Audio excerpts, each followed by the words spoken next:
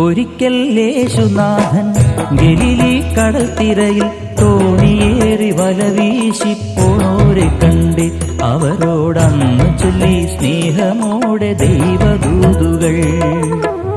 ഒരിക്കൽ യേശുനാഥൻ ഗലീലി കടൽത്തിരയിൽ തോണിയേറി വലവീശി പോണോരെ കണ്ട് അവരോടന്ന് ചൊല്ലി സ്നേഹമോടെ ദൈവദൂതുകൾ.